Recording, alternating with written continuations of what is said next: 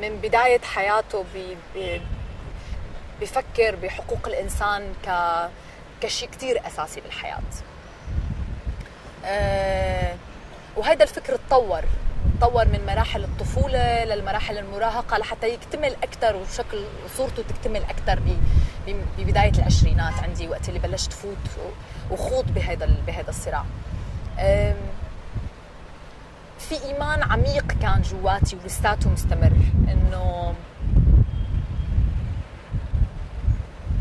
إنه ما ممكن أقبل عيش بظل بلد بينتهك حقوق الإنسان، حتى لو ما انتهك حقي أنا كشخص.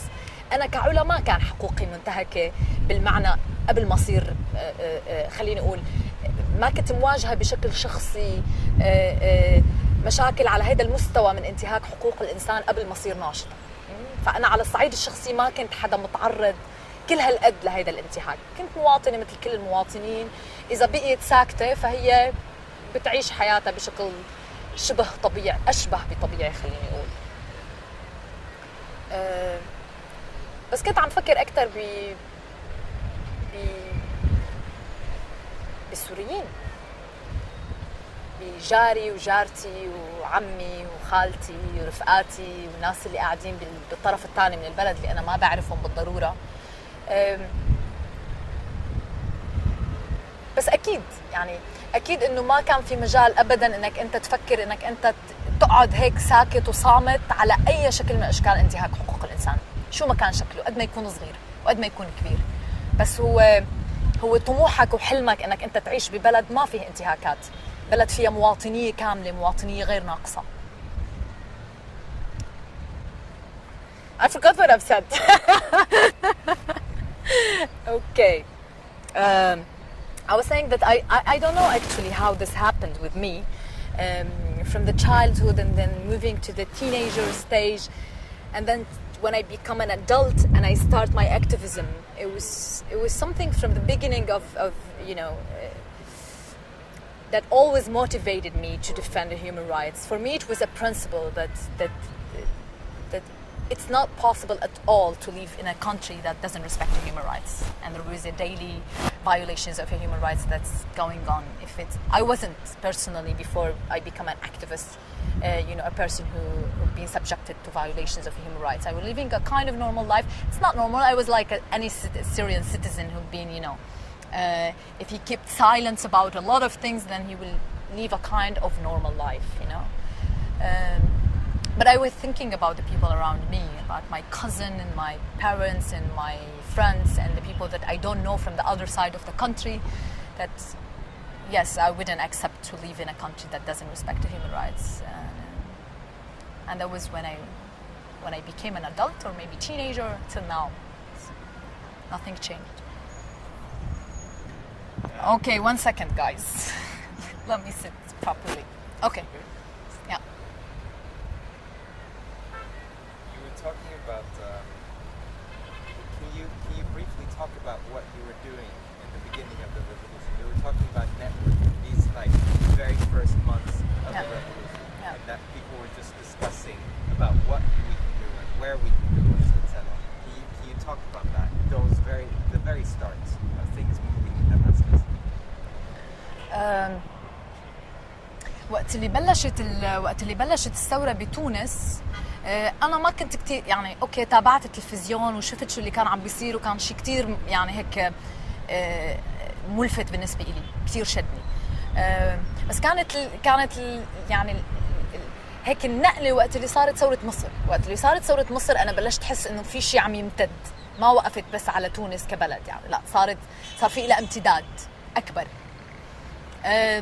وقتها بلشت أنا أرجع أفكر أكثر لحالي قبل ما بلش شوف العالم إنه معقول توصل على سوريا. هيدا السؤال اللي كان شاغل راسي وراس كتير عالم من الناشطين اللي كانوا ناشطين قبل الثورة السورية، إنه معقول توصل هيدي الثورة لهون، معقول تبلش تنطلق الثورة السورية بسوريا.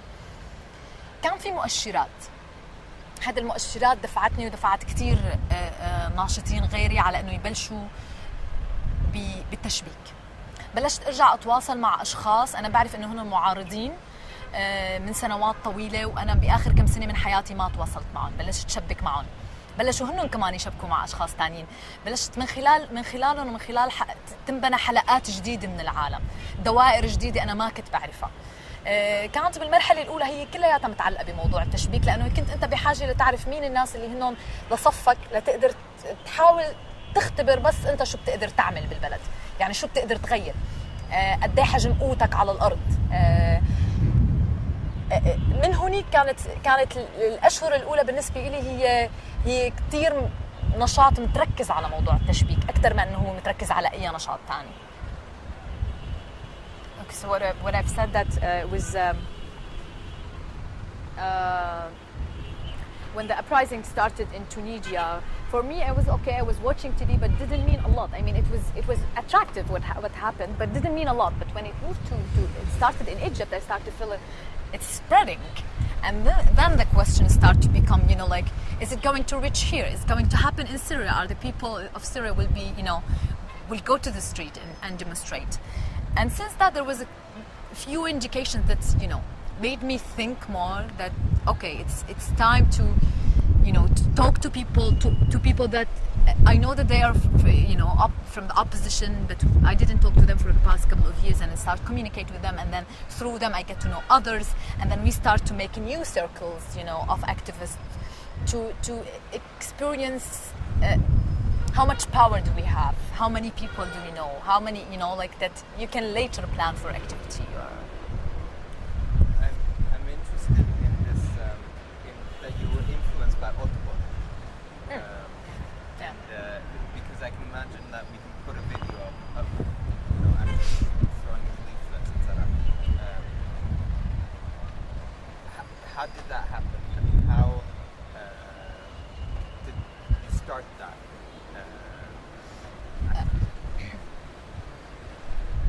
بال 2007 بمصادفة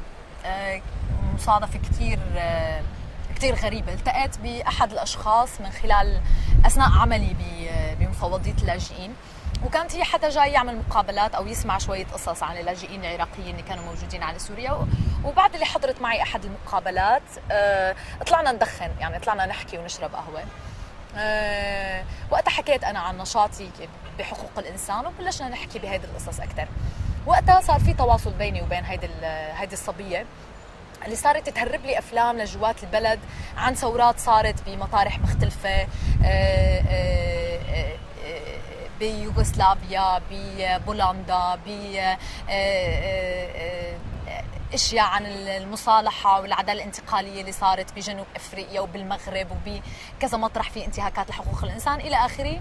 هدول الفيديوهات كانوا او هدول الافلام كانوا يتهربوا عن طريق احد المخرجين السينمائيين اللي كانوا يسافر، كانت تبعتهم معهم وانا اجي اخذهم. بال 2007 كنت عم شوف كل هذا الكم من الفيديوهات الوثائقيه اللي بتحكي عن ثورات وعن انتهاكات وعن المطالبه بالحقوق وعن غاندي والثورات اللاعنفيه اللي قامت بالعالم. كنت بعرف انه ما في اي امكانيه اني استفاد من كل هذه المعلومات اللي انا عم شوفها من خلال هذه الافلام. بس بلحظه كتير غريبه بال 2011 بشهر 5 بتذكر انه صار في هيك حاله من الالهام، انه هيدا الفيديو او هيدا الفيلم اللي انا شفته اسمه كان الإطاحة بالطاغية، عن حركة أتبر كيف بلشت بيوغوسلافيا كيف بلشوا ينظموا حالهم كحركة لحتى يطيحوا بالدكتاتور. رجعت هيك بلحظة فلاش باك بال 2011 وقت اللي كانت الثورة مبلشة بشهر 5. صرت اتذكر قصص انا شايفتهم من 2007 بهيدا الفيلم عن كيف نظموا حركاتهم وكيف كانوا عندهم استراتيجيه انه هن يوهموا الاخرين انه هن كثير كتار، رغم انه هن بلشوا ب 30-40 طالب بالجامعه، يعني لا اكثر ولا اقل. فبلشت هون افكار تجي انه انت كيف ممكن تخلي دمشق كمدينه المركز ما كان عم يتحرك وما كان عم ينزل على الشارع يتظاهر بهداك الوقت، كيف ممكن انت تخلي الناس تحس انه عدد الناس المعارضين لبشار الاسد والناس اللي بدها تطالب بحريه وديمقراطيه وعداله ودوله مدنيه هن كتار. فبلشنا بالتكتيكات شوي مشابهه اللي عملوهم أتبر، يعني بلشنا نفكر اكثر انه نحن كيف نوهم العالم انه نحن كثير كتار، وهذا عن طريق المنشورات والملصقات والجرافيتي اللي كنا نبخها، وكنا نعمل نشاطاتنا بحيث انه باحد صباحات دمشق بشهر 7 2011 فائت دمشق لقت اوراق معبايه كل شوارع دمشق تدعو لاسقاط النظام. فهيدي كان هيدا الالهام خليني اقول من حركه اوتور. اوكي translation. What I've said that there was it was a strange coincidence in 2007 when I was working for UNHCR, and I met a woman, a journalist, who came to do a couple of interviews in Syria, and she was sitting with me in the interview with an Iraqi, and we went out for coffee, and then we started an interesting discussion when I started talking about my human rights activity in Syria. And then I had this I kept communicating with this lady, and she managed to smuggle some documentary movies about other revolutions in the world, in Poland, in Yugoslavia, and things about transitional justice in South Africa, Morocco, and that we didn't have access to in Syria.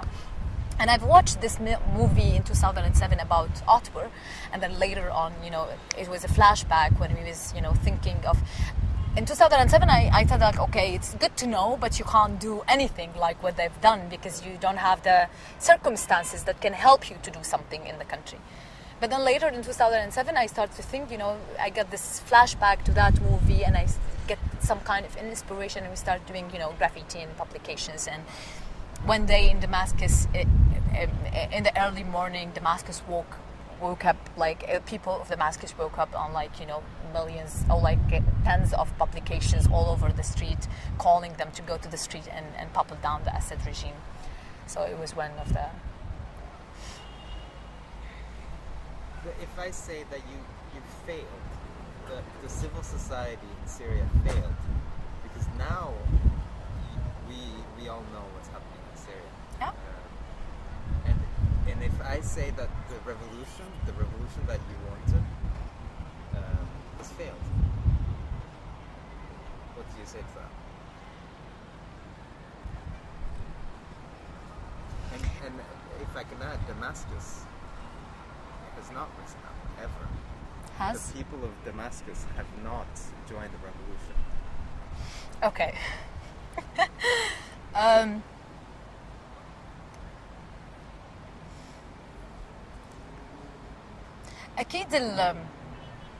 أكيد الوضع كتير تغير من بداية الثورة السورية لحد هيدي اللحظة. نحن بلشنا بمظاهرات بحراك سلمي لا عنفي، ننزل على الشارع كل يوم آلاف العالم بدرعا وبالشام وبريف دمشق وبحمص ولاحقا بحلب.